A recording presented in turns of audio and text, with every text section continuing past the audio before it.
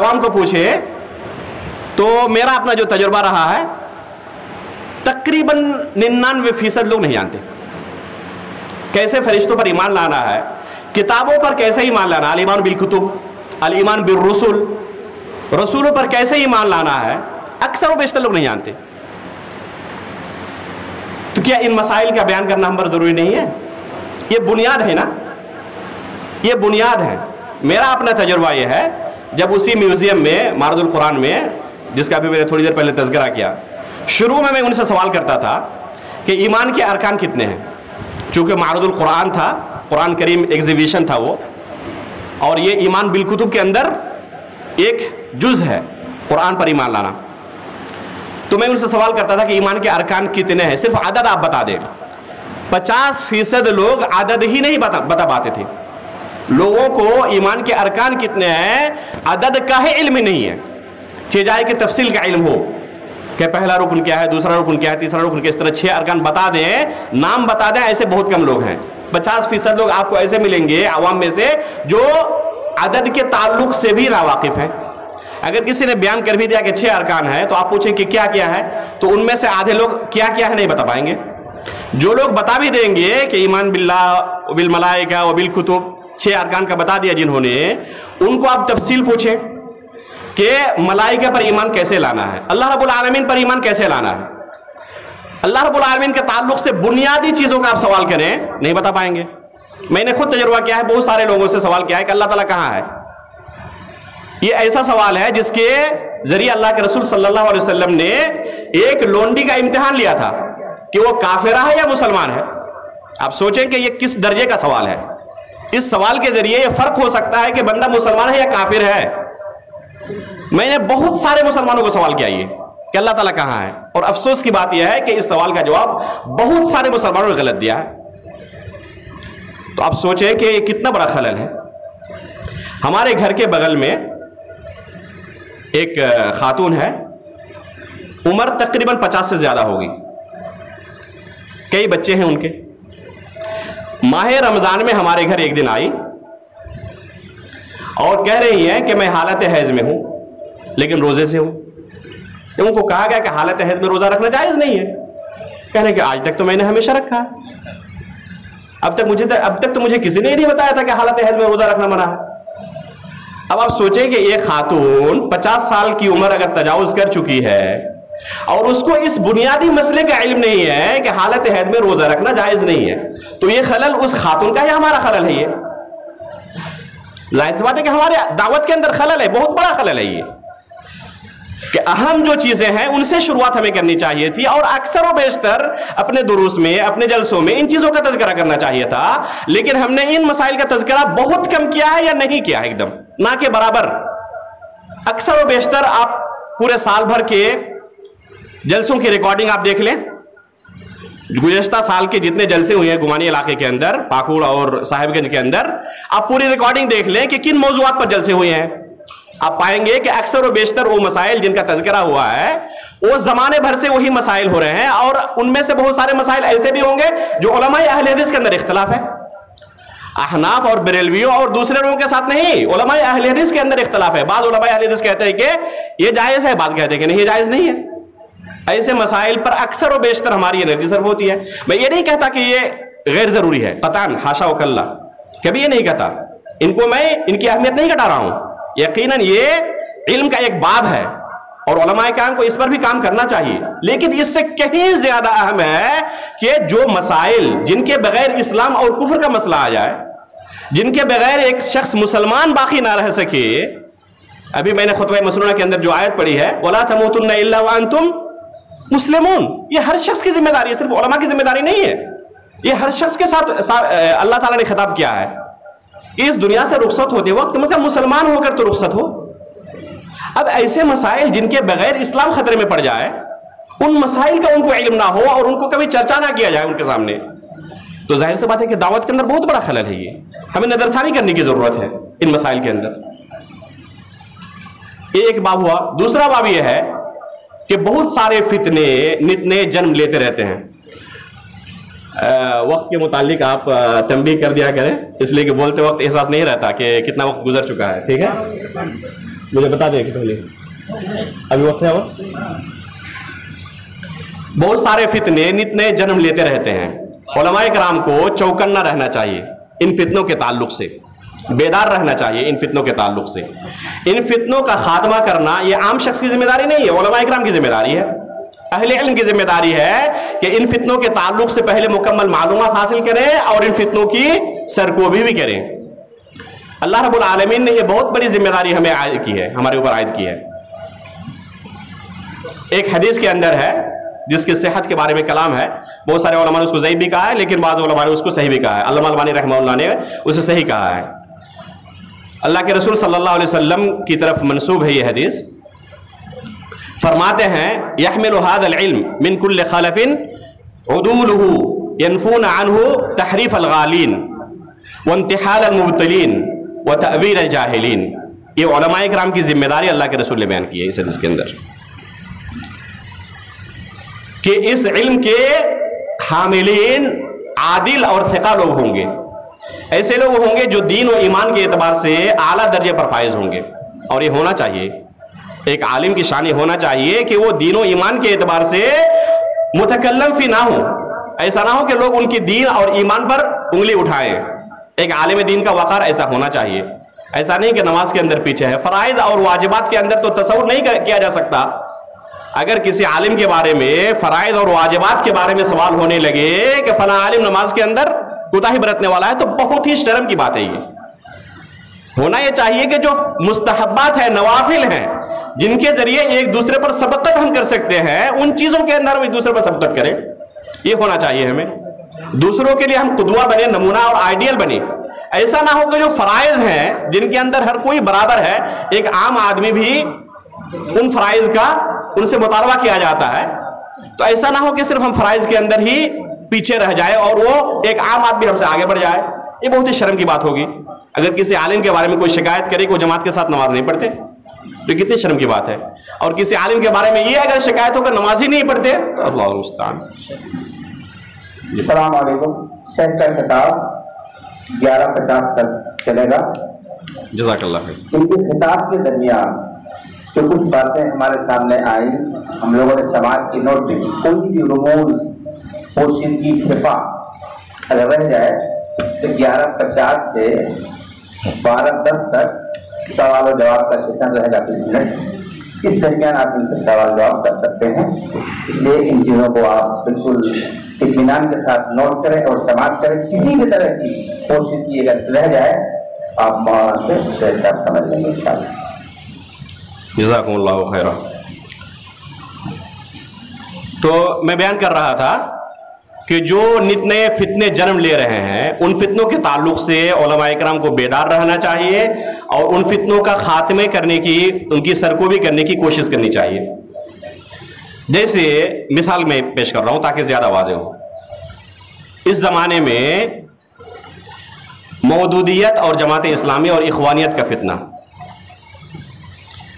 یہ فتنہ ہے. اس بارے میں علماء کرام کو شک نہیں ہونا چاہیے. اس جماعت کے اندر اکثر و بیشتر جو گمراہ فرقے, بڑے بڑے فرقے گزرے ہیں, جن باطل افکار کی وجہ سے ان کو گمراہ کہا گیا ہے, ان باطل افکار کو اس جماعت نے اپنے اندر گویا کہ سمیٹ لیا ہے. جیسے رافضہ ہے, شیعوں کی جماعت ہے, ایک گمراہ فرقہ ہے. اس کے اندر سب سے بڑی گمراہی کیا ہے اس جماعت کے اندر؟ جی بتائیں. روافض کے اندر سب سے بڑی گمراہی کیا ہے؟ جزاک اللہ خیرہ. روافض کے اندر سب سے بڑی گمراہی یہ ہے کہ صحابہ اکرام کے تعلق سے وہ کیا کرتے ہیں؟ بدزبانی کرتے ہیں. صحابہ اکرام کے احترام نہیں کرتے, یہاں تک کہ ان کو کافر بھی کہتے ہیں. چند گنے چنے صحابہ اکرام ہیں جو انگلیوں پر گنے جا سکتے ہیں, ان کے علاوہ تمام صحابہ اکرام کے بارے میں ان کہتے ہیں کہ یہ کافر ہو چکے تھے اللہ کے رسول کی وفات کے بعد. یہ سب سے بڑی گمراہی تھی صحابہ اکرام کے تعلق سے شیعہ کے اندر, روافض کے اندر. جماعت اسلامی نے رافضہ سے اس خرابی کو لیا. جماعت اسلامی والوں نے, اخوانیوں نے رافضہ سے ان کے اندر سب سے بڑی جو گمراہی تھی اس گمراہی کو لیا ہے. ایک گمراہ فرقہ ہے خوارج. اس کے اندر سب سے بڑی گمراہی کیا تھی؟ ائمہ اور حکمراں کے خلاف, مسلمانوں کے جو ائمہ ہیں, جو حکمراں ہیں, جو سلطنت والے ہیں، جن کے پاس پاور ہے، جو ملک چلاتے ہیں، جن کے ہاتھ میں کنٹرول ہے، ان کے خلاف لوگوں کو بھڑکانا اور ان کے تعلق سے لوگوں کو بدظن کرنا۔ اللہ کے رسول صلی اللہ علیہ وسلم نے ہی پیشین گوئی کر دی تھی اس منحرف جماعت کے سلسلے میں۔ ذی الخویسرہ کا قصہ آپ لوگوں نے پڑھا ہوگا، یاد ہوگا، صحیحین کے اندر وہ قصہ موجود ہے۔ اللہ کے رسول نے کیا فرمایا تھا کہ ان لوگوں کی نسل سے ایک جماعت پیدا ہوگی جو دین سے اسی قدر نکل جائے گی، اسی طرح نکل جائے گی جس طرح کے تیر کمان سے نکلتا ہے۔ یہ لوگ عبادت کے اندر حد درجہ مشغول ہوں گے، قرآن بہت زیادہ پڑھیں گے، لیکن ان کے حلق سے نیچے نہیں اترے گا۔ مشہور حدیث آپ لوگوں نے پڑھا ہوگا۔ یہ جماعت اللہ کے رسول صلی اللہ علیہ وسلم کی زندگی میں ہی اس کے جو آبا و اجداد تھے ظاہر ہو چکے تھے۔ اللہ کے رسول نے ان کی طرف نسبت اشارہ کرتے ہوئے کہا کہ اس طرح کے لوگوں اور ان لوگوں کی نسل سے وہ لوگ پیدا ہوں گے، ایک باطل جماعت اور ایک منحرف جماعت اس طرح کی پیدا ہوگی۔ اور عثمان غنی رضی اللہ تعالیٰ عنہ کا جب زمانہ آیا تو اسی جماعت نے عثمان غنی رضی اللہ تعالیٰ عنہ کو کیا کیا؟ شہید کیا، قتل کیا۔ پھر علی رضی اللہ تعالیٰ عنہ کے ساتھ بھی وہ حشر ہوا۔ وہاں سے ایک فتنے کا دروازہ کھلا، جو فتنہ آج تک امت کے اندر فتنہ و فساد برپا کیے ہوئے ہے۔ اس جماعت نے مسلمانوں کا جتنا خون کیا ہے کسی دوسری جماعت نے شاید نہیں کیا ہے، رافضہ اور خوارج نے۔ یہ مسلمانوں کا خون کرنا دین سمجھتی ہے جماعت کہ اس سے ہمیں اجر و ثواب ملتا ہے، اپنے علاوہ سب کو کافر گردانتی ہے، خصوصاً حکمراں کو۔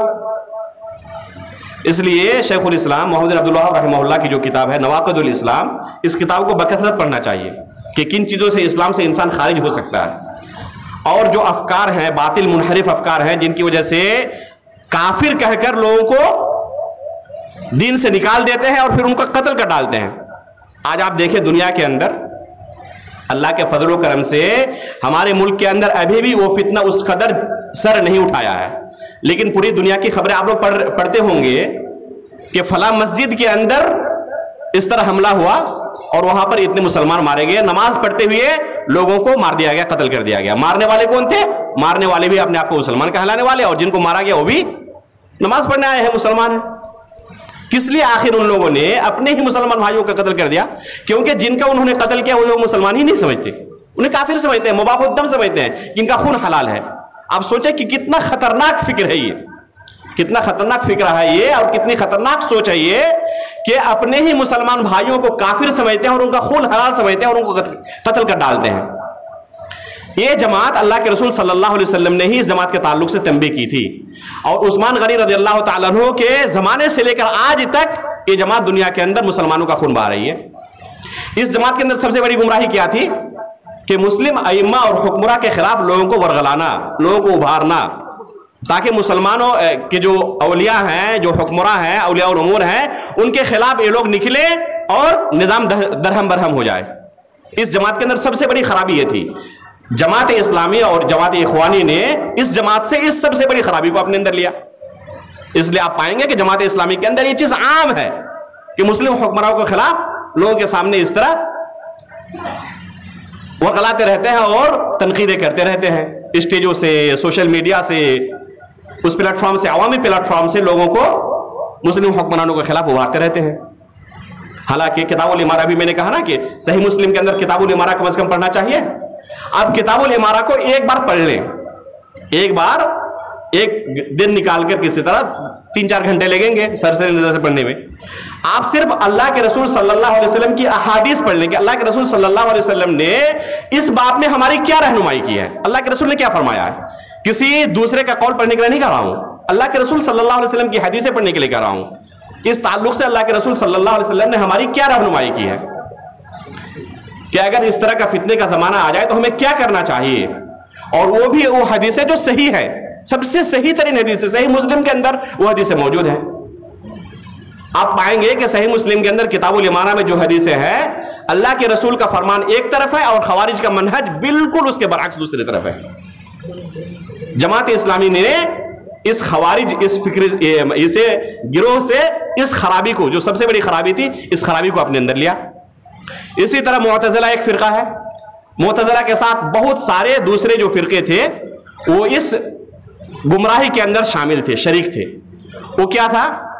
अल्लाह रब्बुल आलमीन के ताल्लुक से जो सिफात की आयतें वारिद हैं कुरान के अंदर हो या अहादीस के अंदर, इनके ताल्लुक से तावील करना। सहाबा इकराम का जो मनहज था इस बाब में, अस्मा व सिफात के बाब में ताबईन का जो मनहज था, इमाम इकराम का जो मनहज था, उस मनहज पर नहीं रहे। और इस फितने के अंदर और इस गुमराही के अंदर बहुत सारी जमात शामिल है। अशअरिया हो, मातुरिदिया हो, मुअतज़िला हो, खवारिज हो, इन तमाम जमातों के अंदर सबसे बड़ी गुमराही क्या थी? नुसूस सिफात की तावील करना। जमात इस्लामी ने इन जमातों से इस खराबी को लिया अपने अंदर। तो गोया कि ये जमात खराबियों का और गुमराहियों का मुजस्सम है। अब उस फिक्र को अगर कोई इलाके के अंदर नशर करना चाहे तो इस फिक्र से लोगों को बचाने की जिम्मेदारी किन की है? यकीनन सलफी उलमा की है, अहले हदीस उलमा की है। इसलिए सबसे पहले इस जमात के अंदर क्या गुमराहियां हैं, उन गुमराहियों को जानने की हमें जरूरत है, और फिर लोगों को तंबीह करने की जरूरत है कि सलफ़े सालिहीन से इस जमात के अंदर और इस फिक्र के अंदर कहां तसादुम है, कहां इख्तलाफ है, ताकि हम लोगों को किताबुल्लाह और सुन्नत रसूल की तरफ मोड़ सके और उनको किताबुल्लाह और सुन्नत रसूल की तरफ, सलफ़े सालिहीन के मनहज की तरफ बुला सकें। तो इस तरह के जो नित नए फितने जन्म लेते हैं, उन फितनों के ताल्लुक से हमें चौकन्ना रहने की, बेदार रहने की जरूरत है, और लोगों को इन फितनों से आगाह करने की जरूरत है। सबसे पहले खुद हम उसके ताल्लुक से मुतनब्बा हो, जानकारी हासिल करें, और फिर लोगों को इन फितनों के ताल्लुक से बचाएं। इसी तरह इनकार हदीस का फितना है। इनकार हदीस के ताल्लुक से अक्सर बेशतर आप लोगों ने पढ़ा ही होगा, सबसे ज्यादा फितना इनकार हदीस का बर्रे सगीर से उठा है और मिस्र से उठा है, दूसरे ममालिक से भी उठा है, लेकिन सबसे ज्यादा खुसूसन आखिरी चंद सालों के अंदर, 100-150 साल के अंदर सबसे ज्यादा इनकार हदीस का फितना अगर कहीं पर ये फितना असर उठाया है तो क्या है? इंडिया, पाकिस्तान, बांग्लादेश और फिर मिस्र के इलाके जो है, सबसे ज्यादा इन्हीं इलाकों से ये फितना उठा है। और बहुत सारी किताबें उर्दू जबान में लिखी गई हैं इनकार हदीस के ताल्लुक से। आज भी सोशल मीडिया में पूरी एक लॉबी तैयार है जो लोगों के जहनों के अंदर हदीस रसूल के ताल्लुक से शुकूक व शुबहात डालते रहते हैं। गामिदी का नाम आप लोगों ने सुना है? जावेद अहमद गामिदी का नाम? जिन लोगों ने इनको सुना है जानते हैं कि इनके फॉलोअर्स कितने लाखों करोड़ों में हैं। इनका सबसे बड़ा मिशन क्या है? अहादीस रसूल के ताल्लुक से लोगों को बदजन करना। इंडिया के अंदर अलीगढ़ मुस्लिम यूनिवर्सिटी में एक प्रोफेसर है जो हदीस पढ़ाते हैं, राशिद शाज उनका नाम है। ये हदीस पढ़ाते हैं और हदीस के ताल्लुक से लोगों को लेक्चर देते हैं। एक खुद मुनकिर हदीस है और अहादीस रसूल के ताल्लुक से वही कुछ लोगों को बयान करते हैं जो मुस्तशरिकीन का मजहब रहा है। अल्लामा उज़ैर शम्स रहमहुल्लाह अपने एक लेक्चर के अंदर कह रहे थे कि राशिद शाज ने अपनी तरफ से एक बात भी नहीं कही है। जो कुछ उन्होंने अपनी पूरी जिंदगी में कहा है, मैं सब कुछ मिला चुका हूं, पूरे के पूरे मुस्तशरिकीन का चबाया हुआ लुक़मा ही वो पेश कर रहे हैं। अपनी तरफ से कोई नया फितना वो नहीं कर रहे हैं, यानी कोई नई बात नहीं पेश कर रहे हैं। तो आप सोचिए कि इस तरह के कितने उनके फॉलोअर्स हैं जो उन्हीं को फॉलो करते हुए अहादीस रसूल के ताल्लुक से ये नजरिया लोगों के अंदर आम कर रहे हैं। अक्सर व बेशतर वो तबका जो स्कूलों कॉलेजों के अंदर जाता है और उनके अंदर जो लोग दीन का इल्म हासिल करने का कुछ जज्बा रखते हैं, दीन के साथ कुछ लगाव रखते हैं, ऐसे लोग उलमा को कम सुनते हैं, उनको ज्यादा सुनते हैं और बहुत जल्दी उनके जहन के अंदर ये गुमराही सरायत कर जाती है कि हदीस रसूल का वो मकाम नहीं है। तो जाहिर सी बात है कि इनको बचाना इस गुमराही से हमारी जिम्मेदारी है। वो हमारे ही बच्चे हैं, मेरे बच्चे हैं, मेरे बेटे हैं, मेरे भाई हैं, मेरे भतीजे हैं, आपके भतीजे हैं, तो उनको बचाना ये हमारी जिम्मेदारी है कि हम उनको इन फितनों से बचाएं। शकील बिन हनीफ का फितना आप लोगों ने सुना है या नहीं सुना है? स्कूलों कॉलेजों के अंदर ये आम है। अभी एक हफ्ते पहले की बात है, एक स्कूल का लड़का कह रहा था कि अनकरीब था कि मैं उनके हाथ में बैत कर लेता। एक जमाने तक वो मेरे साथ लगे रहे और इसके ताल्लुक से मुझे मुतमईन करते रहे कि ईसा अलैहिस्सलाम आ चुके हैं, ईसा अलैहिस्सलाम आ चुके हैं और हम उनके चेहरे चपाटे हैं, आप हमारे हाथ पर बैयत करें। پھر اللہ تعالیٰ نے مجھے بچا لیا. یہ شکیل بن حنیف کا فتنہ ہے. وہ مختلف طریقے سے بات کریں گے, آپ کی ذہنی تربیت کریں گے, اور پھر آخر میں ایک آدھ مہینے کے بعد آپ کو یہ لگے گا کہ جو ہم علماء کرام سے سنتے تھے عیسیٰ علیہ السلام کے تعلق سے, یہ صرف خرافات ہے, اساطیر الاولین ہے اور کچھ نہیں ہے. یہ صرف ایک علامت ہے اور رمز ہے بس. علامہ وحید الدین خان, ان کو علامہ کہنا ہی نہیں چاہیے. مولانا وحید الدین خان کا نام آپ نے سنا ہے نہیں سنا ہے؟ ان کی کتابوں کو پڑھنے والا عیسیٰ علیہ السلام کے تعلق سے, دجال کے تعلق سے, علامات قیامت کے تعلق سے جو عقیدے کی بنیادی مسائل ہیں نا, یہ نہیں ہے. یہ مسائل کیا ہیں؟ عقیدے کے بنیادی مسائل ہیں. کتاب التوحید آپ لوگوں نے پڑھی ہوگی تو اس کے اندر آپ نے یہ حدیث پڑھی ہوگی کہ عیسیٰ علیہ السلام کے تعلق سے کوئی یہ عقیدہ رکھے کہ وہ اللہ کے کیا ہیں؟ عبد ہے, رسول ہے. کلمتہ القاها الی مریم, اللہ کی کلمہ ہے جس کو اللہ تعالیٰ نے مریم علیہ السلام کی طرف القا کیا تھا. ادخلہ اللہ الجنت علی ما کان من العمل. یہ حدیث آپ لوگوں نے کتاب التوحید کے اندر پڑھی ہوگی. یہ بنیادی مسائل ہیں, توحید کے مسائل ہیں, عقیدے کے مسائل ہیں. اب عیسیٰ علیہ السلام کے تعلق سے آپ کے بچوں کا عقیدہ کیا بن رہا ہے؟